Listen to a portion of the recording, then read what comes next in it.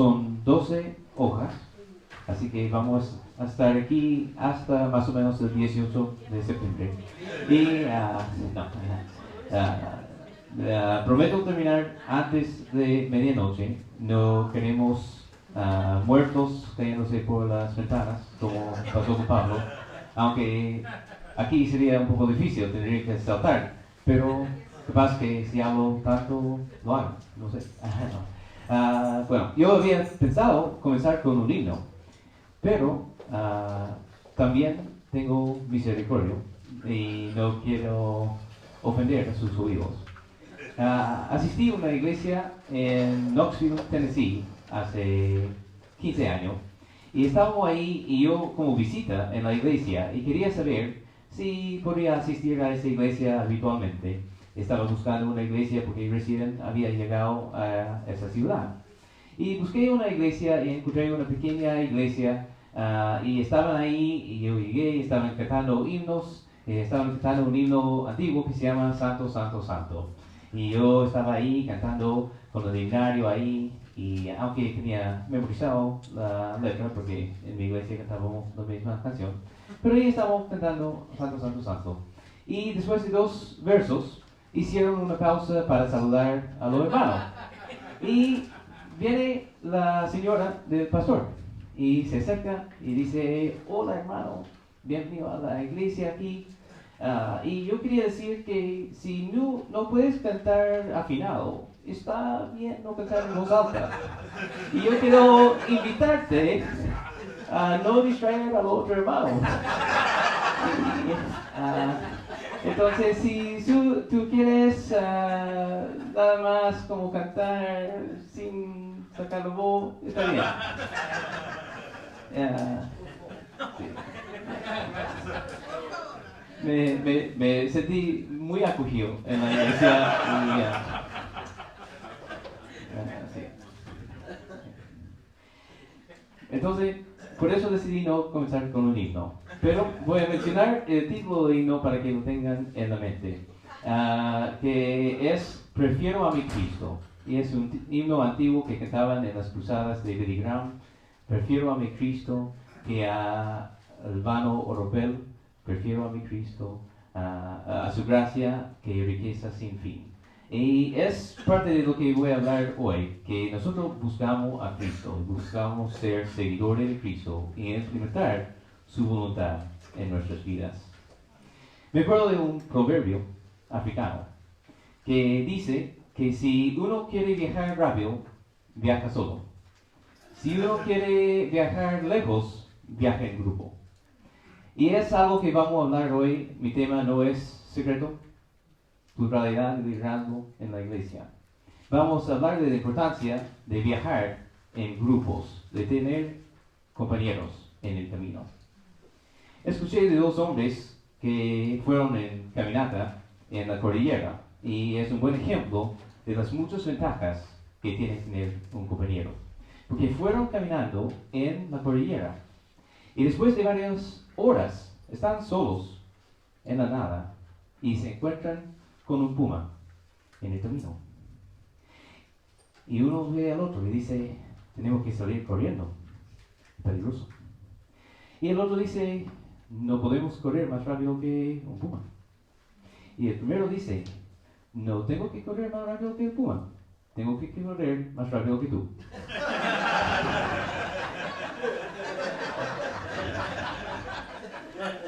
Hay mucha ventaja en la pluralidad, en tener compañeros en nuestro camino. Pero hay que escoger bien.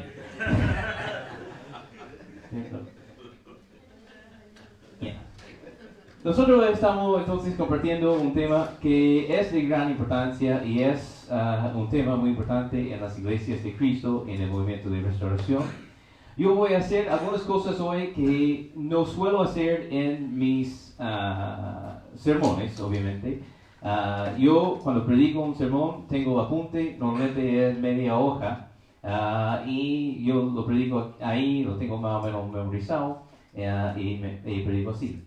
Pero hoy yo estimo que el tema es de gran importancia y yo quiero ser muy preciso con mi lenguaje. Así que voy a hacer algo que normalmente no hago, voy a leer un poco más de lo que normalmente hago de mi manuscrito, porque quiero ser bien preciso con lo que voy a decir. Y ustedes son pastores y predicadores y entienden que a veces hay cosas donde podemos hablar con un poco más de libertad y hay veces que tenemos que hablar con más precisión. Y eso acordamos a la situación y acordamos un poco al tema, la materia que vamos a cubrir. Así que si me ven leyendo un poco más es porque quiero ser preciso con lo que voy a decir. Porque yo creo que el tema de pluralidad de liderazgo es un tema no muy entendido en el mundo evangélico. Y no creo que requiere ver mucho más allá de nuestro entorno. Entender que las iglesias normalmente no manejan pluralidad de liderazgo. La mayoría de las iglesias evangélicas no implementan pluralidad de liderazgo, no tienen ese concepto. Entonces lo que nosotros vamos a hacer hoy es repasar para muchos de nosotros y a lo mejor aprender algunas cosas nuevas. Si hay hermanos que son nuevos en la iglesia de Cristo, también eso podría ser nuevo. Y entonces por eso hay que repasarlo y con precisión y con detalle. Entonces, para mí es un privilegio hacer algo así. Yo sé que cada uno de nosotros tenemos como pastores nuestros dones, nuestras habilidades y nuestras preferencias y estilo. Y algunos son más para evangelismo y algunos son más para visitas pastorales, algunos son más para predicación y algunos más para enseñanza. Y si ustedes me conocen a mí, algunos sí, ustedes saben que a mí me encanta el estudio. Y yo sé que es el caso con muchos de nosotros también. El estudio bíblico, el estudio teológico, estudio de la historia de la iglesia, son elementos importantes para todos nosotros. No es el don de todos, pero es importante para todos. Y entonces, para mí es un privilegio, es un honor poder profundizar un tema como pluralidad de liderazgo desde una perspectiva bíblica, teológica y también histórica. Entonces vamos a ver varias cosas en ese movimiento.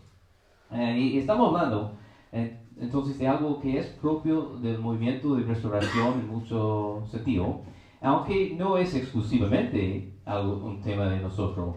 Es un tema que otras iglesias han visto y han implementado en varias formas. Pero siempre tenemos la tendencia como ser humano a salir del camino, distraernos con distintas cosas. Empezamos con un meta y viene una distracción y vamos y tenemos que arreglar esa distracción. Y ahora viene otro problema en la iglesia y vamos y arreglamos ese problema en la iglesia. Y siempre hay algo urgente que tenemos que hacer. Hay un hermano sufriendo una crisis de salud. Hay otro hermano que está desviando del camino. Y entonces hay cierta cosa que tendemos a poner en segundo plano y no prestar tanta atención como debemos a cierto tema, aunque son importantes, pero hay otras cosas más urgentes y aquí ponemos nuestro enfoque. Entonces lo que vamos a hablar hoy a lo mejor no es la cosa que más nos llama la atención, pero eso no quiere decir que es menos importante.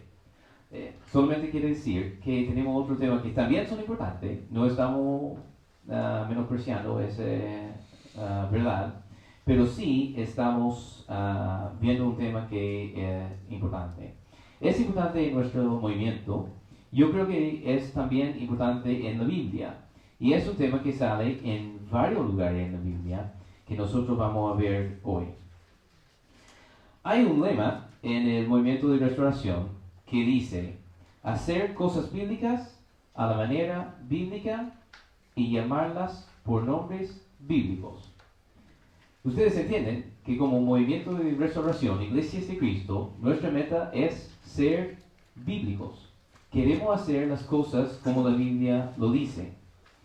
Escribí un artículo acerca de este lema y escribí ahí que este lema está enfocado en la vida de la iglesia, su organización, su misión, sus cultos y sus actividades.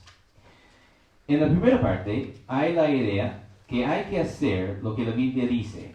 Si la Biblia exige bautismo, nosotros no tenemos permiso de omitir bautismo.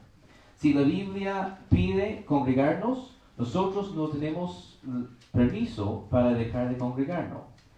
Lo que la Biblia exige o insta, nosotros tenemos que hacer. Si es enseñanza, si es predicación, si es formación, si es gobierno de la iglesia, tenemos que hacer las cosas como la Biblia lo dice. Todo lo que la Biblia presenta como ley, regla o norma, la iglesia debe hacer. Segundo, en cuanto nos es posible, debemos hacer las cosas a la manera bíblica.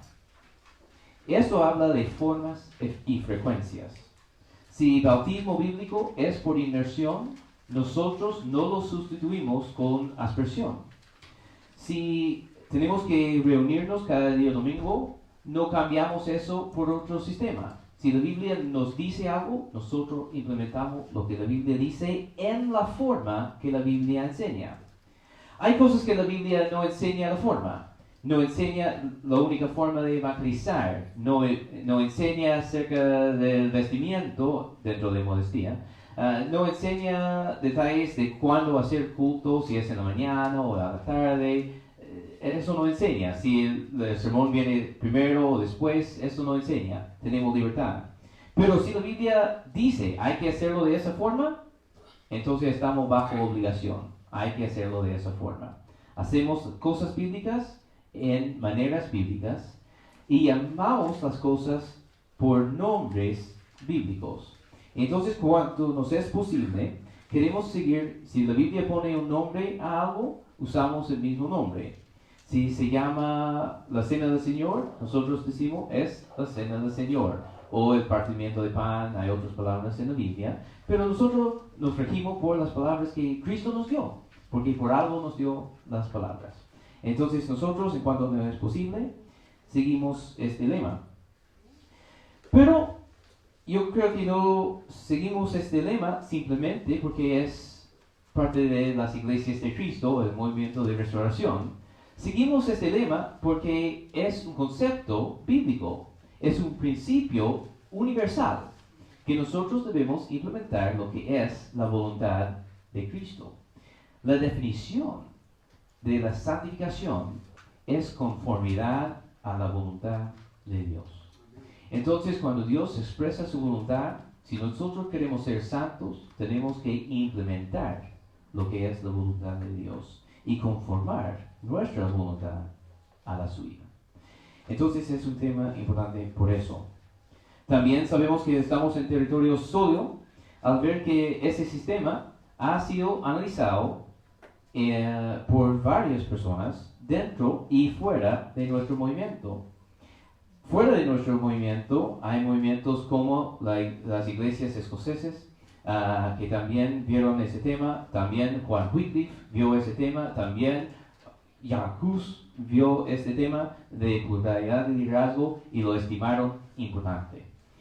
Dentro de nuestro movimiento sabemos que también tiene mucha relevancia porque es un tema tratado por un conocido de nuestro movimiento que se llama Alexander Campbell. Alexander Campbell, ¿cuántos de ustedes reconocen el nombre Alexander Campbell? Sí, uno de los primeros fundadores de las iglesias de Cristo en Estados Unidos, este movimiento. Y él dedicó todo un capítulo de su libro más importante que se llamaba El Sistema Cristiano al tema del liderazgo de la iglesia. Y el tema de pluralidad siendo importante en ese capítulo. También en la segunda generación de las iglesias de Cristo, una de las voces más importantes fue J.W. McCarthy. Y él escribió todo un tratado acerca de liderazgo en la iglesia de Cristo. Y en sus apuntes, las últimas páginas son 3 capítulos del tratado por J.W. McCarthy. Entonces sabemos que es importante por la Biblia, sabemos que es importante por los otros que han visto el tema dentro y fuera de nuestro movimiento de restauración. Y sabemos que es importante porque vivimos en un mundo con mucha confusión en ese tema. Cada iglesia tiene su sistema de gobierno. Hay algunos que tienen un obispo sobre varias iglesias. Hay otros que tienen un sínodo de presbíteros. Hay algunos que tienen un solo pastor sobre su iglesia y hay varias formas entonces de gobierno de iglesia. En general se dividen en tres: la forma que se llama episcopal, donde hay un obispo sobre varias iglesias; la forma que se llama presbiteriano, que es con sínodos de representantes que forman una estructura; y la tercera es congregacionalismo, que es administración de la iglesia a nivel local, con autonomía. Y dentro del congregacionalismo hay varias formas de liderazgo también, con liderazgo unipersonal o liderazgo plural. Entonces sabemos que es importante no solamente porque es un tema bíblico, sino porque también hay confusión. Entonces nosotros tenemos que aclarar nuestro punto de vista con la Biblia. Y eso vamos a hacer no porque yo voy a imponer mi idea, sino que voy a exponer mi idea. Y después vamos a tener un tiempo de conversación en grupos. Y nosotros vamos a ver juntos cuáles son las aplicaciones de la enseñanza bíblica y cómo podemos implementar lo que la Biblia parece enseñar. En nuestro tema hoy tenemos 4 paradas en una caminata, pero no soy como el hombre en nuestra historia. No les voy a dejar botado cuando enfrentamos el peligro. Vamos a caminar juntos y enfrentar juntos las dificultades en este camino. Si alguno de nosotros se cansa en el camino, los demás podemos levantar. Entonces vamos a ver 4 paradas en nuestra caminata. La primera es establecer la terminología bíblica intercambiable. El segundo es ver textos especificando pluralidad de liderazgo. Tercero, vamos a ver los textos bíblicos y considerar las ventajas y desventajas del liderazgo plural. Y cuarto, vamos a ver cómo proceder. Y voy a preguntar, hermanos, ¿qué haremos como los creyentes en Hechos 2? Con eso entonces tenemos la introducción. Entonces ustedes saben que viene una caminata más o menos larga. A mí me gustan las caminatas. Yo voy a la precordillera, camino 10, 20, 25 kilómetros dentro de los parques nacionales. Me encanta eso, por eso estoy usando terminología de caminata. Pero es algo que a mí me encanta y también tiene que ver con nuestro tema, porque nosotros estamos en una senda larga. Ustedes saben que el ministerio no es una carrera de corto plazo, ya. Sé hablar castellano también. Sino que es un trayecto largo y nosotros estamos en una senda que va de aquí en adelante. Entonces nosotros tenemos que caminar juntos y formar compañerismo en el camino. Voy a hacer algunas cosas, como dije, que no son típicos de mis sermones. Generalmente cuando predico un sermón, cito la referencia, dejo un tiempo para que todo hermano busquen la referencia. Pero nosotros somos pastores, yo supongo que tenemos agilidad en buscar los textos bíblicos, pero si hay alguno que tenga algún problema con buscar rápidamente, a lo mejor por la vista, por la enumeración, lo que sea, nosotros tenemos también en los apuntes, he puesto casi todos los textos que voy a mencionar en su texto completo, para que también puedan seguir ahí si así lo desean hacer. Entonces, por eso vamos a pasar un poco más rápido, porque yo quiero dejar un tiempo amplio para conversación grupal, pero tengo mucha materia también, así que vamos a pasar más o menos rápido por los textos bíblicos. Eso no es para bajar la importancia de los textos bíblicos, sino porque yo supongo que ustedes tienen familiaridad general con los textos que vamos a ver también. A lo mejor, más que yo, a lo mejor ustedes pueden citar de memoria algunos de esos textos, y eso sería bueno. Entonces, no es un formato normal de un sermón para mí, pero sí lo que vamos a hacer hoy, para pasar por muchos textos bíblicos. Y lo que vamos a ver entonces es primeramente la terminología bíblica. Porque si vamos a encontrar lo que es el liderazgo, tenemos que saber cómo la Biblia denomina el liderazgo de la iglesia. Y vamos a ver generalmente 3 términos que hablan del liderazgo en la iglesia local. Algunos de ustedes ya saben cuáles 3 términos son, ¿cierto? ¿Quién sabe? Anciano, obispo, pastor. ¿Cómo sabes, obispo? No tienes tropeo, ¿cierto? No. Sí, ya, bueno, ya. Sí. Cuando el profesor pase el tropeo a todo alumno, está bien, aceptado, así que, ya, bueno, entonces estamos comenzando con el término anciano y después vamos a ver el término obispo y finalmente el término pastor. Si se preguntan, ¿por qué este orden? ¿Por qué empezar con anciano y después obispo y después pastor? Bueno, porque así lo decidí, al azar. Porque no es por importancia ni nada así, yo decidí, ya, vamos a hacerlo en cierto orden, ya, así es. Y nada más, nada especial. Pero generalmente decidí, vamos a ver más textos bajo anciano, un poco menos bajo obispo, un poco menos bajo pastor, así que va haciéndose un poco más rápido después. Así tenemos el peso más fuerte al principio y después podemos relajarnos un poco más. Entonces estamos hablando primeramente de Hechos 11, versículo 30, que dice, y así lo hicieron, mandándola a los ancianos por mano de Bernabé y Saulo. Ahí la iglesia en Antioquía había recogido una ofrenda, quieren enviar esa ofrenda a Jerusalén.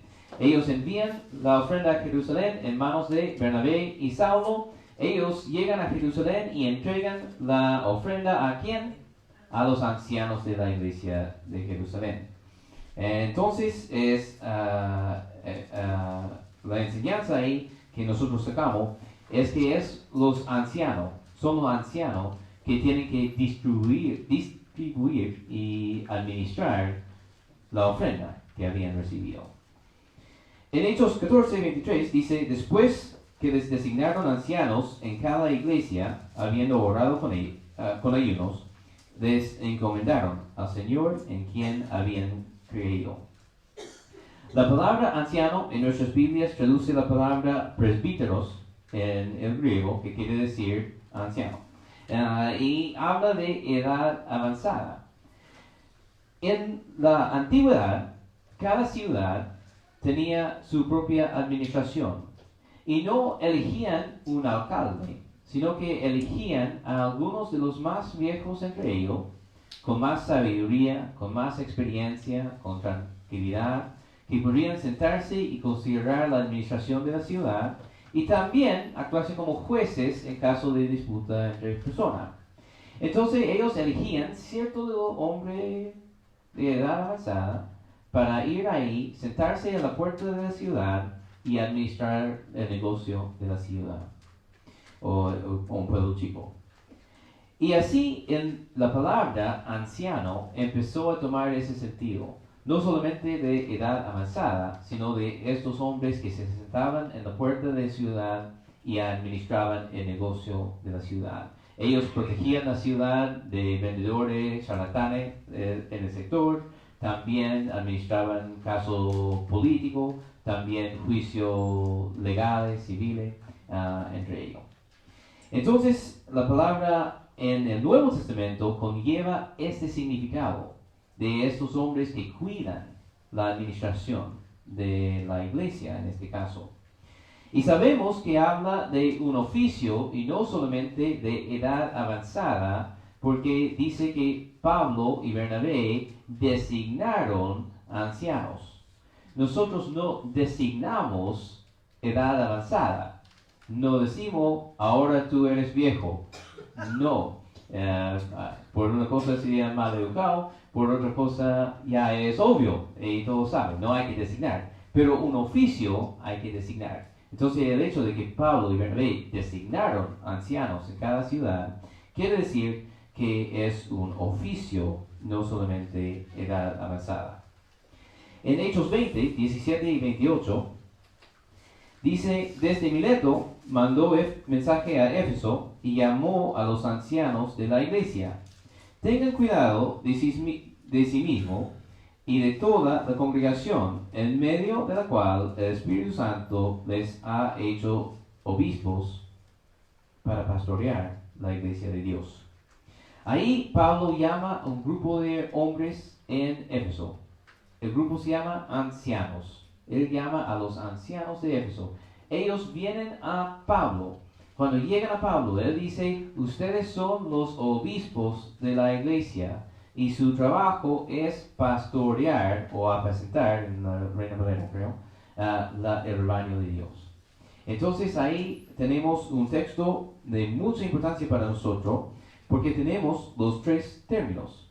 Tenemos los ancianos que llegan y Pablo dice al mismo grupo, ustedes son los obispos de la iglesia y ustedes pastorean la iglesia. Ahora, el nombre de alguien que pastorea es el pastor.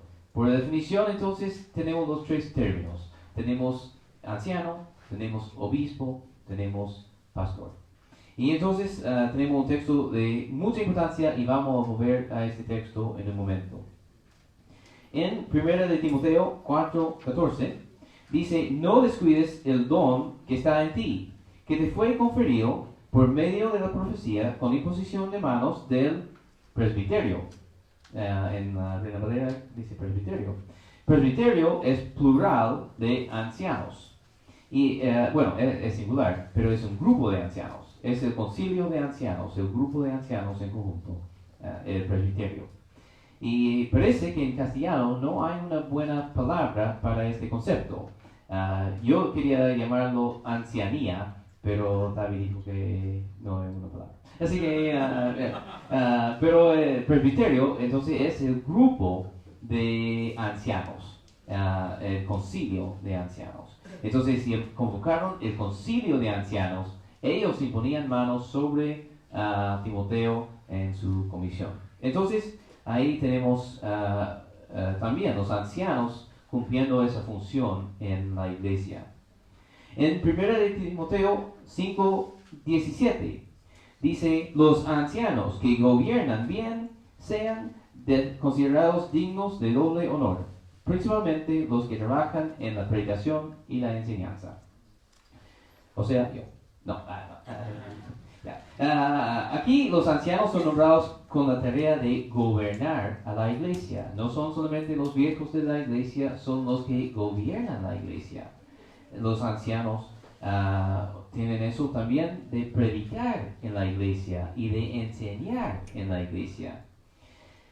Entonces ellos tienen varias funciones que nosotros asociamos con los pastores. Ellos gobiernan, ellos enseñan, ellos predican. En Tito 1:5 dice, por esta causa te dejé en Creta, para que pusieras en orden lo que queda, y designaras ancianos en cada ciudad como te mandé. Otra vez tenemos el concepto de designar ancianos, confirmando que es un oficio. Santiago 5:14 habla de llamar a los ancianos de la iglesia cuando hay alguien enfermo en la iglesia y que ellos vengan y ponen mano y ungen con aceite, un texto que conocemos bien. Pero la idea aquí también es que los ancianos tienen el cuidado pastoral de la iglesia. Ellos hacen la visita pastoral. Entonces, tenemos los ancianos no solamente con el término, sino también con su función. Si ellos, los ancianos, administran los bienes de la iglesia y enseñan y predican y hacen visita pastoral y gobiernan y administran, ¿cuál otra obra de liderazgo queda? Eso es el liderazgo de la iglesia. Entonces, no solamente por terminología, sino por función. Entendemos que ellos son los líderes de la iglesia. Ahora vamos a ver el tema obispo. En Hechos 20, 17 y 28, que habíamos visto antes, desde Mileto mandó mensaje a Éfeso y llamó a los ancianos de la iglesia. Y cuando ellos llegan, en el versículo 28, tengan cuidado de sí mismos y de toda la congregación, en medio de la cual el Espíritu Santo les ha hecho obispos para pastorear la iglesia de Dios. Lo que quiero sacar aquí, ya vimos el texto, Pero ahora quiero sacar otro concepto aquí, que es la palabra obispo. En griego viene episcopas.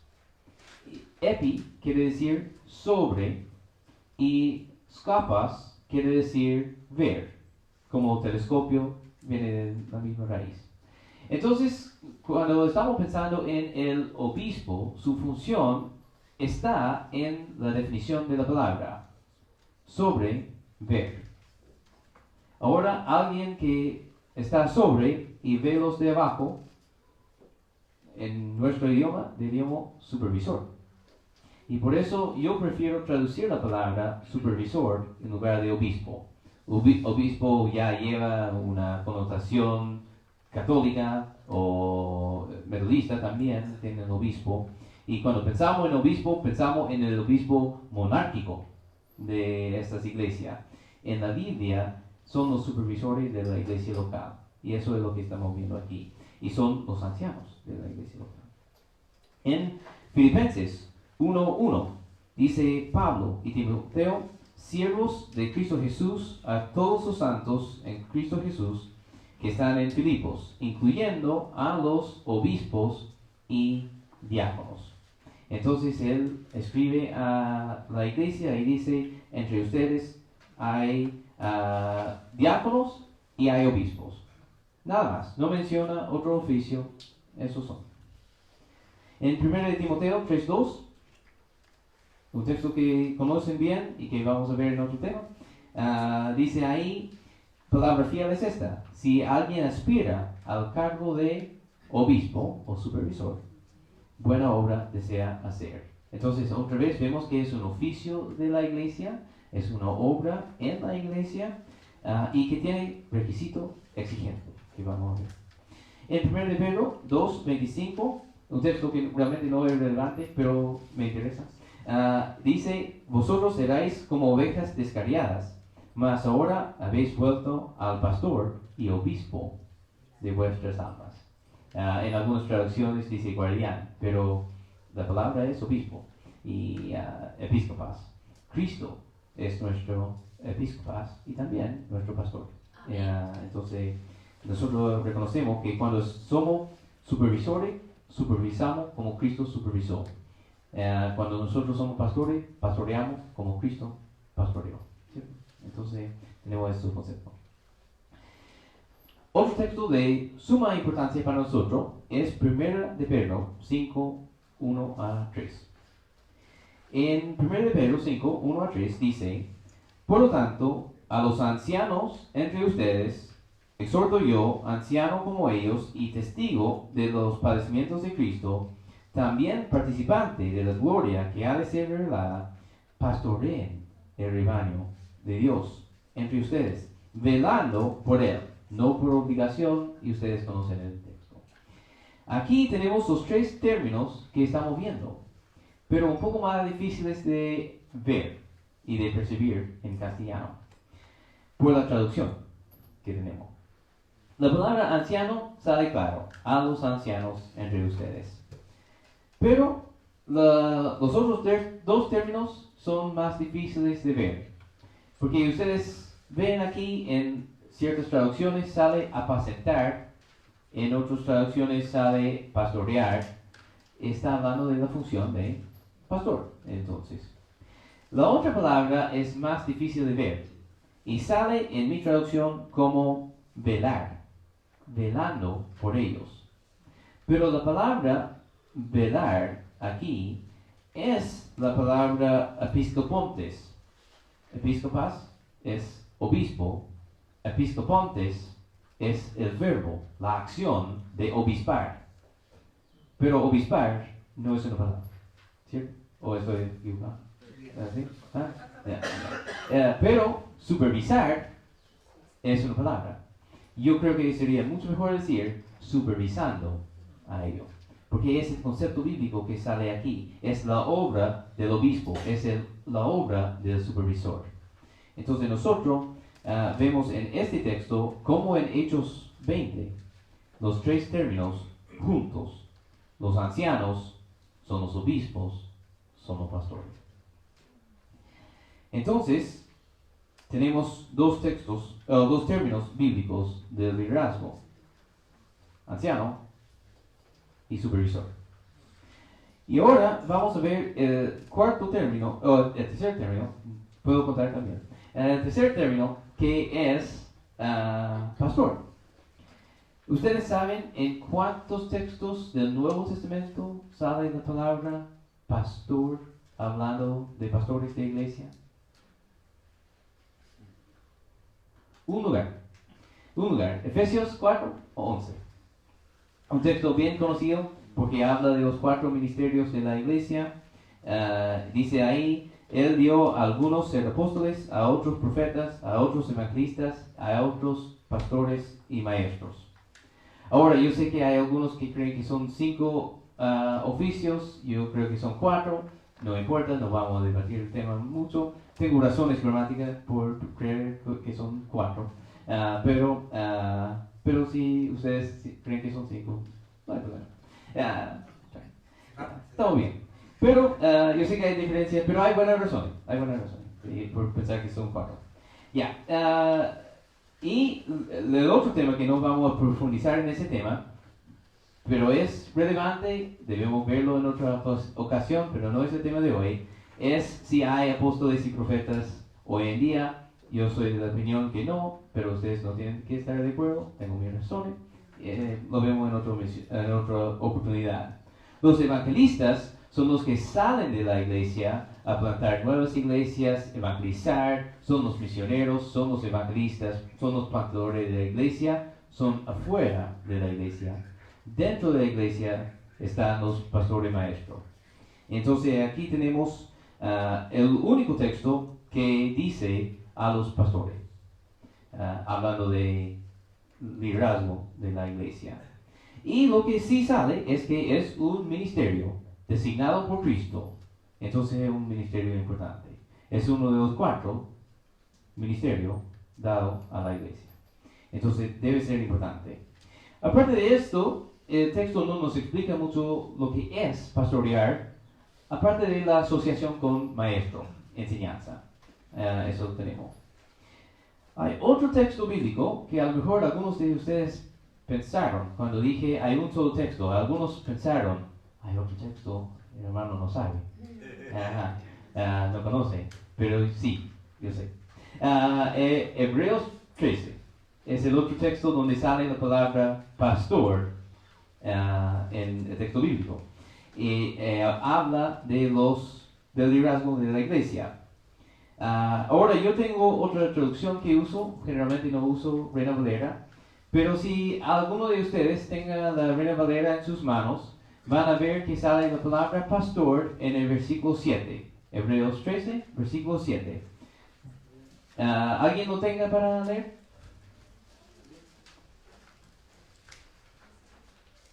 Acordaos de vuestros pastores. Sí, acordaos de vuestros pastores. Y en versículo 17 del mismo capítulo. Obedeced a vuestros pastores. Así que en Hebreos 13 tenemos 2 veces la palabra pastores.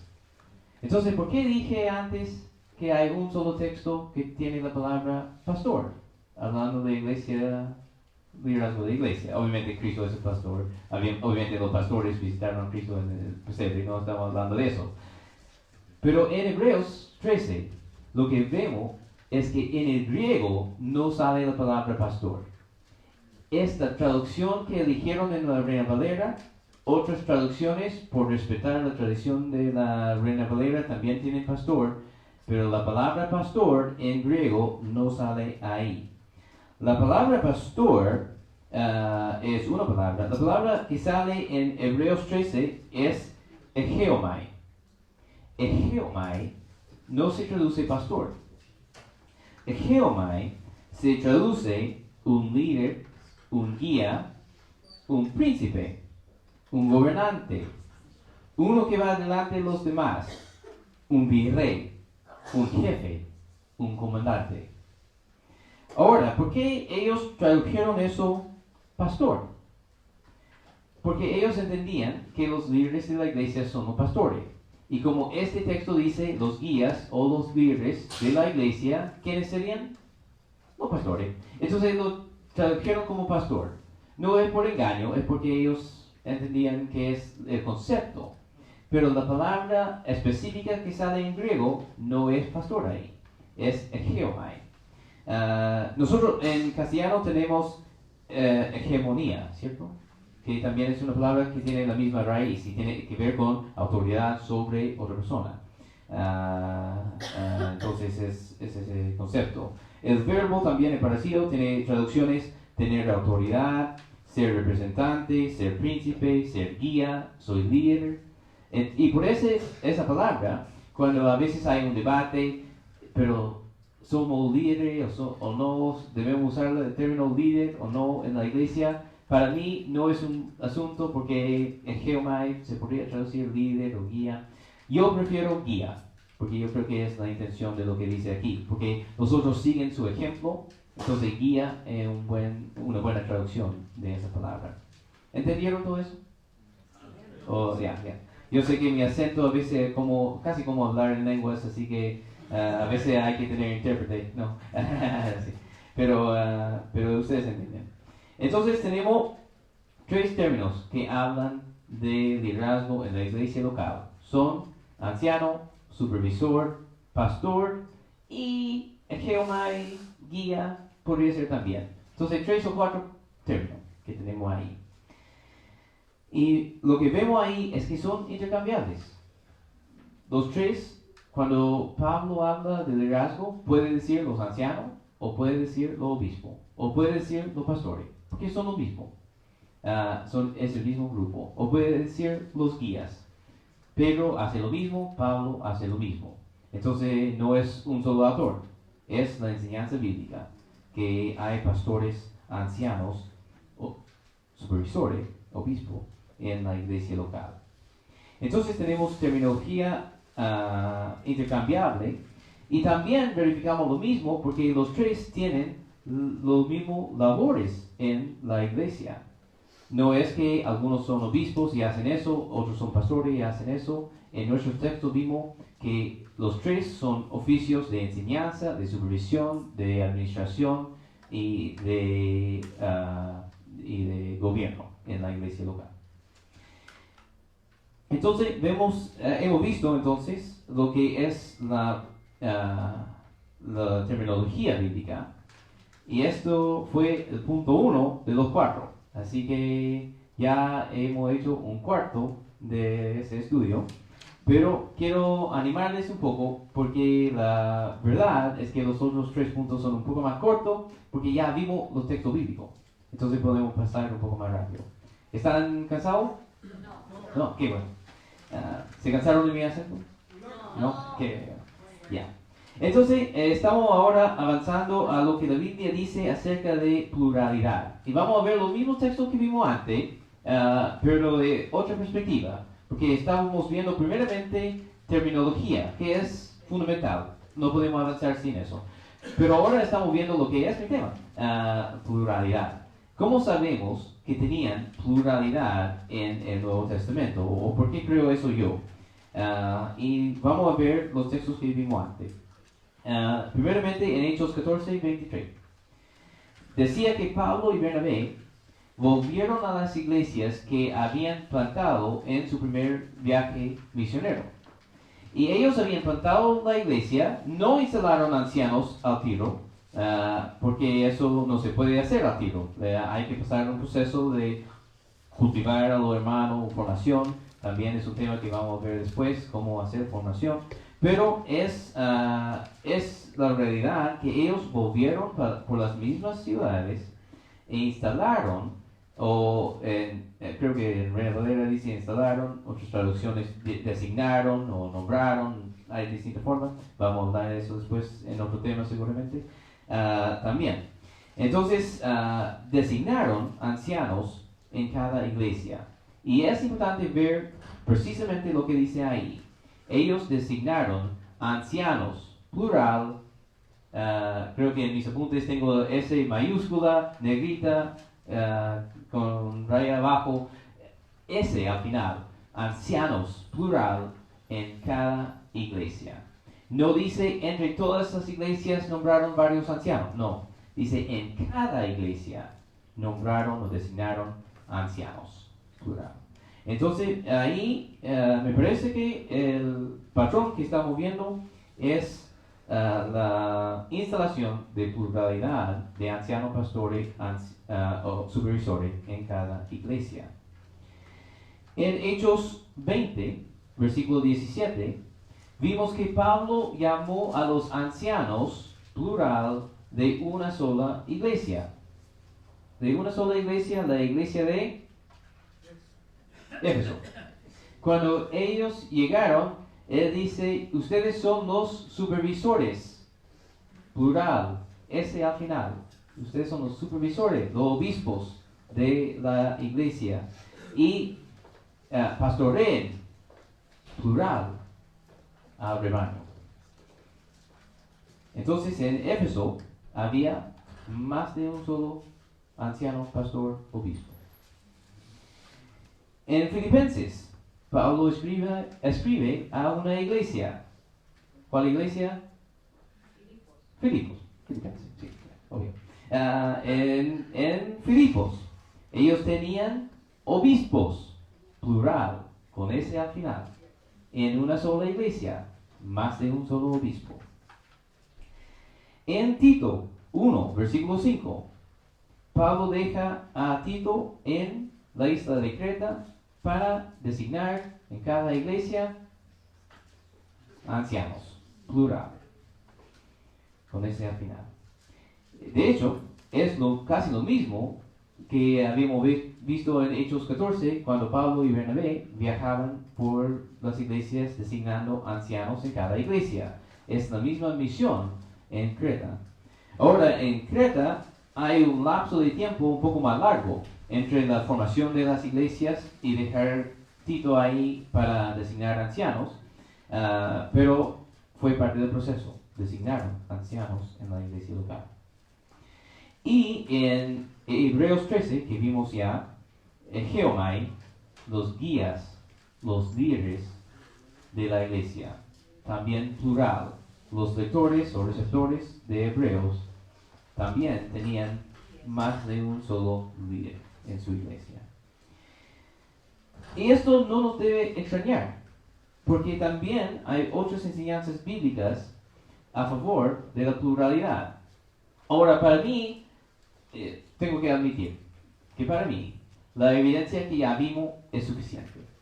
Para mí, no necesito más. Veo el patrón bíblico, para mí es claro, y yo quiero implementar lo mismo. Pero yo creo que hay otros textos bíblicos que también enseñan pluralidad de otra forma. Eclesiastés 4:9 dice que es mejor caminar con un compañero que caminar solo. ¿Por qué? Porque si uno cae y anda solo y cae, ¿quién le ayuda? Si uno se acuesta solo y tiene frío, ¿quién le ayuda? Pero cuando tenemos un compañero, tenemos la ayuda que necesitamos.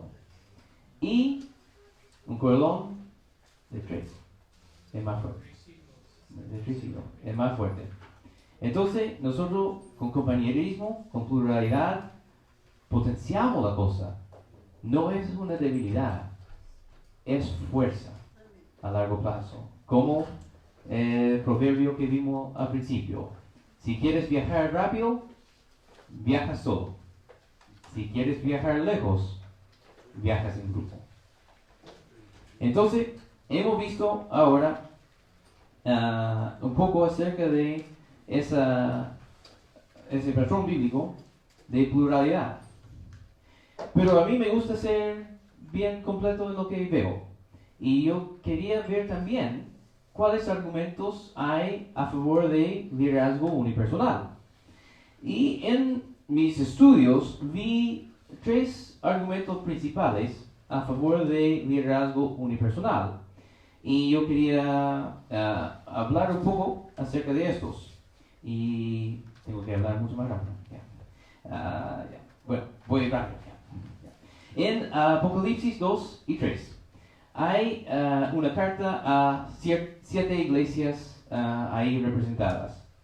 Y en el principio de cada carta dice al ángel de y nombra la ciudad de Éfeso, de Esmirna, de Filadelfia, de Laodicea y otros. Entonces ahí hay esa frase, al ángel de la iglesia. Y hay algunos que proponen que este es el pastor o el obispo de esa ciudad. Y que a lo mejor, porque ángel quiere decir mensajero, a lo mejor es el mensajero humano que es el pastor de la iglesia. Pero yo encuentro que la realidad es que el texto no apoya esa traducción o esa interpretación, no es traducción, es interpretación. ¿Y por qué no creo que apoya esa interpretación? Bueno, hay 4 posibles interpretaciones en los comentarios. 1 es el pastor o obispo de la iglesia.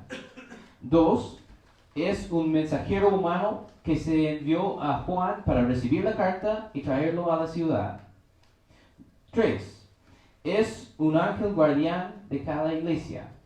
O 4 es simbólico de la iglesia en sí. Yo no voy a exponer este texto porque no es mi tema y sería un tema largo, pero lo que quiero decir es, en la iglesia, en ningún otro texto designa liderazgo humano como ángel. En ningún otro lugar en Apocalipsis es un ángel un ser humano. Entonces esos son 2 puntos en contra de la interpretación que el ángel es el pastor de la iglesia. Pero en todo caso, hay un principio de hermenéutica que dice que cuando tenemos un texto ambiguo y un texto claro, interpretamos el texto ambiguo a la luz del texto claro. Si tenemos claridad en uno, esa es nuestra guía. Y si otra es ambigua, lo interpretamos de acuerdo con el texto que es más claro.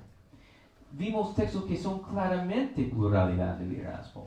Incluso en una de las iglesias nombradas ahí, en Éfeso, sabemos que tenían pluralidad de liderazgo. ¿Cómo sabemos? Porque en Hechos 20, Pablo llamó a los ancianos, plural, de Éfeso, tenían obispos, plural, en Éfeso. Entonces, al menos en una de esas iglesias, sabemos que funcionaban con pluralidad. Entonces, a la luz de eso, yo creo que utilizar ese texto como un pretexto de liderazgo unipersonal sería muy inestable. No es una buena base, en mi opinión. Ahora, algunos también citan ciertas personas del Nuevo Testamento como ejemplos posibles de liderazgo unipersonal. Y generalmente son Timoteo y Tito, que se nombran, que posiblemente son líderes de este estilo. Pero yo creo que es obvio que ellos están ministrando en iglesias muy nuevas e inmaduras. Los 2 tienen la meta de instalar pastores, obispos, ancianos en las iglesias locales. Entonces no es que ellos están en una iglesia pastoreando. Ellos están viajando y formando liderazgo en la iglesia. Ahora, yo estoy de acuerdo que hay un periodo en que pluralidad no es posible. Cuando uno forma una iglesia recién, obviamente no puede tener pluralidad al tiro porque hay que hacer formación de las personas. Hay que tener personas adecuadas. Probablemente hay un periodo ahí. También hay crisis. A veces se van a la mitad de la iglesia y se van los líderes y queda uno solo. Un caso inevitable a veces. Pero no por eso rechazamos la enseñanza bíblica. Con eso tenemos que aguardar fuerza y perseverar y volver a lo que es el patrón bíblico, aunque sea difícil. Entonces, yo creo que no es un buen ejemplo. Hay un ejemplo de liderazgo unipersonal en el Nuevo Testamento. Voy a deshacer todo mi argumento. ¿Hay un ejemplo de liderazgo unipersonal en una iglesia en el Nuevo Testamento? Sí. 3 de Juan 9. Pero el líder unipersonal es Diótrefes. Y Juan dice, cuando yo voy a hablar con ese Diótrefes. Él ve la arrogancia de Diótrefes como algo negativo. Y él dice que el receptor de 3 de Juan no tiene que imitar Diótrefes, sino a otros hermanos que son siervos fieles. Entonces, ese liderazgo unipersonal, autoritario, no es un buen ejemplo en este caso, es un mal ejemplo que sale en 3 de Juan. Y finalmente, hay algunos que apelan al Antiguo Testamento, algunos que apelan a David o a Gedeón o a algún profeta del Antiguo Testamento. Otra vez, yo creo que no es un argumento que me convence, aunque aprecio que es un intento de ser bíblico, eso es bueno. ¿Por qué no lo acepto? Porque yo creo que tenemos enseñanza clara en el Nuevo Testamento para la iglesia. Entonces yo, si tengo enseñanza clara para la iglesia, no vuelvo al Antiguo Testamento para sacar algo cuando yo tengo una enseñanza que es para mí, claramente, yo voy a obedecer esa. Los líderes del Antiguo Testamento tampoco son igual al liderazgo de nosotros. David es un rey, no es un pastor. Su trabajo no es pastorear una iglesia, su trabajo es administrar una nación. Si hablamos de los jueces, también es un puesto político y militar, no son líderes religiosos. Y como evidencia, Sansón no era un buen hombre, digamos. No era un buen pastor. No era su trabajo, no tenía que ser un pastor, tenía que ser un juez, un libertador y hacer esa función. Él no era pastor. E incluso los profetas, que eran hombres fieles en la predicación, como nosotros predicamos fielmente, pero ellos en general no pastoreaban la iglesia o Israel. Llegaban con su mensaje, entregaban su mensaje y se retiraban. Pero no fue su función pastorear como nosotros pastoreamos. Entonces yo tampoco considero que es equivalente a lo que nosotros hacemos. Entonces mi conclusión es que el Nuevo Testamento enseña pluralidad de pastores, ancianos, supervisores en la iglesia local y que las evidencias en contra para mí no me convencen. Pero eso en el grupo, cuando conversamos en el grupo, ustedes pueden profundizar un poco más, porque a lo mejor tienen otro argumento o quieren profundizar algo de eso, y por eso estamos juntos, para conversar. Y entonces viene el momento de conversación en un rato. Ahora, en la historia de la iglesia, nosotros somos bíblicos. Lo que dice la historia fuera de la Biblia no es nuestra ley, pero igual es interesante ver. Y hay 3 textos en el primer siglo, cerrando el primer siglo de la iglesia. Entonces estamos hablando en la época de la muerte de Juan, la época de escribir Apocalipsis. Hay 3 textos que también apoyan la pluralidad. Y ahí tenemos primero de Clemente, también un padre de la iglesia que se llama Policarpo, y también un texto que se llama Didache. Y esos 3 textos también suponen pluralidad y usan los términos pastor, obispo como intercambiables. Pero el cambio no demoró mucho. Dentro de 20 años después de la muerte de Juan, hay un cambio. El cambio viene, si quieren buscarlo en libros de historia, el cambio viene con un hombre que se llama San Ignacio. Y San Ignacio es el primero en decir, yo soy el obispo de, y nombra la ciudad. Yo soy el obispo de esa iglesia, y él empieza a abogar ese modelo.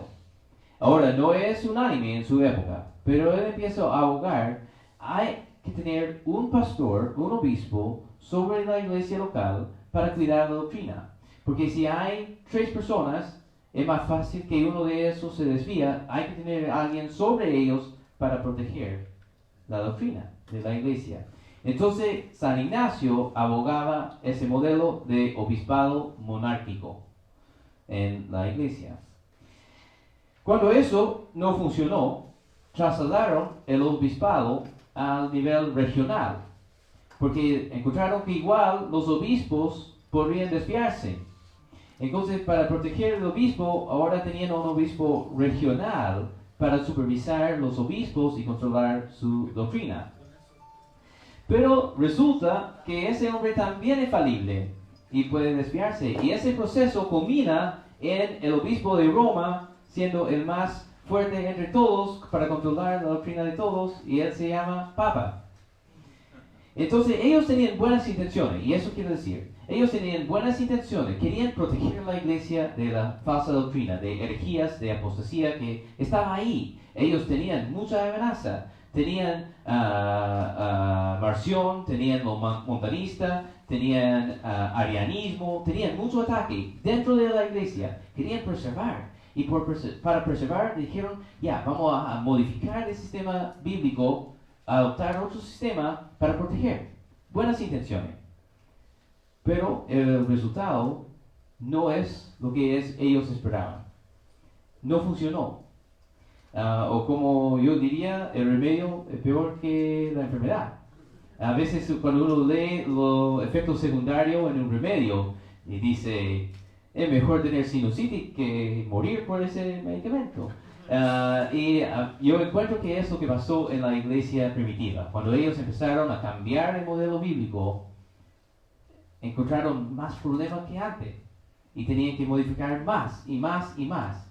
Y en lugar de tomar nuestra idea de movimiento de restauración, volvemos a lo bíblico para encontrar estabilidad, siguieron modificando, arreglando una cosa, otra cosa, y los efectos secundarios y es un enredo. Y pronto se encuentran tan lejos de lo que dice la Biblia que ahora no pueden prestar atención a la Biblia. Y por eso la Iglesia Católica tiene la Biblia y el Papa como autoridades. Porque la Biblia obviamente no enseña lo que ellos hacen. Tiene que tener otra autoridad, en par o en sí. Entonces, yo encuentro que eso es un poco de la historia. Y quería explicar por qué no tenemos el sistema bíblico en nuestro mundo.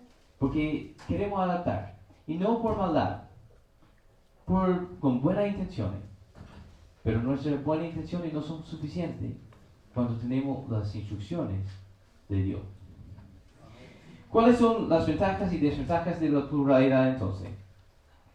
Primeramente, obviamente, según mi perspectiva, la ventaja más fuerte y más importante es que estoy cumpliendo la voluntad de Cristo. Y para mí eso es suficiente, no necesito otra ventaja. Si la ventaja es yo honro a Cristo por hacerlo así, lo voy a hacer así. Y no me importa si es conveniente o no, porque yo quiero honrar a Cristo. Es mi meta, quiero conformidad de mi voluntad con la suya, eso es santificación. Quiero pensar como Él piensa, quiero hacer las cosas como Él quiere. Si Él me dio un patrón, quiero seguir el patrón. Y así de simple. Me acuerdo del caso de Israel, cuando ellos tenían los jueces.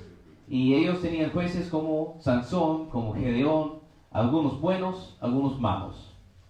Algunos que casi no hacían nada, algunos que lograron grandes cosas. Y ellos tenían también profetas, como Samuel, como Moisés. Pero ellos no estaban satisfechos. Querían algo más. Porque ellos veían que en su entorno todas las naciones tenían reyes. Entonces, ¿qué hicieron? Dijeron a Dios, danos un rey. Queremos un rey como ellos, fuerte y alto y guapo, que puede liderarnos. Me estaban pidiendo a mí. Querían algo fuerte y guapo y alto que podría liderar el pueblo. Y Dios dice a Samuel, no te rechazaron a ti, me rechazaron a mí. Él tenía su sistema, ellos querían cambiarlo. Ahora, Él lo permitió. Y tenían a veces buenos reyes. David, por ejemplo, pero Ezequías también, tenían buenos reyes. No fueron malas personas, pero no es el modelo que Dios quiso para su pueblo. Entonces, igual bajo buenas personas, tenían problemas, como más impuestos de lo que tenía que tener. Es algo que Dios había advertido en Deuteronomio. Cuando viene un rey, él tiene que tener su palacio, tiene que tener su caballo, tiene que tener su lujo. Y eso es un gasto y es impuesto. Bueno, los chilenos saben bien de impuesto. Tenemos mucho impuesto acá en Chile. Y peaje y tal y todo. Pagamos, ¿sí? Entendemos bien. Cuando hay administración así, la cosa cambia y hay que pagar más. Y hay desventaja entonces en salir del patrón bíblico. También, a mi parecer, es de acuerdo con nuestro movimiento. Queremos restaurar la iglesia primitiva. Queremos volver al patrón bíblico. Y eso a veces implica abandonar cosas queridas para volver a lo que es bíblico. Es difícil, pero yo creo que es parte de. En su libro, Alexander Campbell dice, una iglesia de un movimiento de restauración tiene sus obispos y diáconos en casa y sus evangelistas fuera de casa, dedicados todos completamente al fiel cumplimiento de sus deberes. Tenemos nuestros obispos plural en la iglesia local, también los diáconos haciendo servicio práctico, tenemos evangelistas evangelizando, y para ser una iglesia de Cristo hay que tener eso, hay que implementar esta enseñanza, según Alexander Campbell. Aparte de eso, yo creo que hay ventajas prácticas. Yo creo que, al contrario de lo que pensaron San Ignacio y los demás, cuidamos mejor la doctrina cuando tenemos pluralidad. Porque ahí, cuando uno se desvía, si tenemos 3 líderes y uno se desvía, no tenemos que tener un cisma como tienen en la iglesia católica, alguien se rompe y es expulsado y hay una división. ¿Qué hace cuando tenemos 3 líderes en la iglesia local y uno se desvía? Bueno, ahí tenemos el cáncer localizado y con anestesia local extirpamos el cáncer. No tenemos que hacer escándalo en la iglesia entera porque podemos tratarlo local. Siempre es preferible en la medicina tratar el cáncer cuando es local antes de que se va ramificando por todo lado. Queremos tratarlo cuando es local, una cirugía local, lo sacamos, listo. A lo mejor hacemos quimioterapia para asegurarnos, hacemos enseñanza en nuestro caso, para asegurarnos, pero mantenemos ahí localizado el problema en lugar de masificado. Entonces yo creo que es superior por eso. También para corregir indisciplina. A veces hay líderes que flaquean en sus estudios bíblicos, en su oración o en su vida moral. Y lamentablemente, si ellos están solos, ¿quién puede corregir? ¿Quién puede amonestar? ¿Quién puede aconsejar? Yo sé que yo soy un ser humano. Soy falible. Yo necesito hermanos que son pares, que tienen la misma autoridad que yo, que me pueden corregir. Yo he sido bendecido con líderes en este sentido en mi tiempo en Chile. En las 2 iglesias donde hemos estado, hemos tenido buenos compañeros, fieles hermanos. Y eso es bueno. Y eso necesito, porque yo soy un hombre falible. Cometo errores. Yo sé que es una sorpresa. Yo sé que ustedes pensaron que soy perfecto, pero la realidad es que cometo errores. Soy falible. Puedo desviarme. Tengo tentaciones. ¿Y cuál de nosotros no tiene tentaciones? Aparte del hermano Jaime, todos tenemos tentaciones. No, todos tenemos tentaciones. Todos podemos caernos. Todos necesitamos compañero. No podemos andar solo y andar largo. Podemos andar rápido, pero no podemos andar largo. También para controlar abusos de poder, nepotismo, favoritismo, simonía, caudillismo, manipulación, dominación, intimidación, cosas que hemos visto en iglesias, lamentablemente, a veces salen noticias, no voy a nombrar el nombre, pero salen noticias a veces, obispos o pastores que abusan de su rebaño y no hay nadie en su rebaño que puede controlar, porque ellos son la autoridad y nadie más.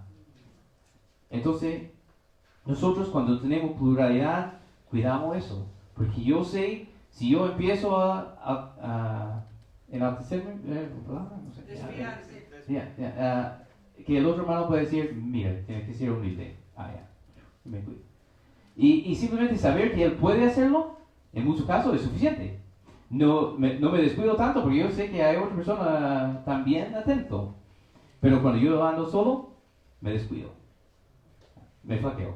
¿Por qué? Porque soy ser humano. Somos todos así. Entonces, cuidamos los abusos de poder, cuidamos indisciplina, cuidamos autoridad. Lo otro que hacemos es potenciarnos. Porque cuando yo tengo debilidades, mi hermano tiene fuerzas. Cuando él tiene debilidades, yo tengo fuerzas. Entonces, a lo mejor, mi fuerte no es visita pastoral. No es chiste. No me gusta la visita pastoral. Yo soy, ¿cómo se llama? Tibio. Yeah. No me gusta ponerme ahí, no me gusta lanzarme a un grupo. Cuando hay fiesta, yo digo, tengo que ir, ya voy 5 minutos y voy a la casa, porque no me gusta ese tipo de actividad. Introvertido soy. Pero ahí tengo un hermano que no es así. Que él puede llegar a cualquier situación y tener una palabra precisa y consolar a los hermanos. A mí me gusta enseñar, me gusta predicar, me gusta hacer cosas que yo puedo controlar. Situaciones así, está bien. Pero prefiero un grupo más pequeño, íntimo, conversar, estudiar juntos. Es mi forma. Y está bien, porque yo puedo tener una debilidad, porque tengo un hermano que puede suplir eso. Entonces, eso me da la libertad de potenciarme en lo que es mi fuerte. En lugar de gastar toda mi energía haciendo algo que no me gusta y no soy bueno, y gasto toda mi energía en eso y después no tengo energía para hacer lo que yo debo hacer, porque es mi don. Porque Dios dio dones, el Espíritu Santo reparte dones a cada uno de nosotros, pero a nadie tenemos todos los dones. Nadie tiene todas las habilidades que necesitamos para guiar a la iglesia. ¿Quién de nosotros puede decir, yo soy muy bueno para enseñanza y predicación y administración de finanzas y visitas pastorales y disciplina y consolación? ¿Y quién de nosotros es bueno para todo eso?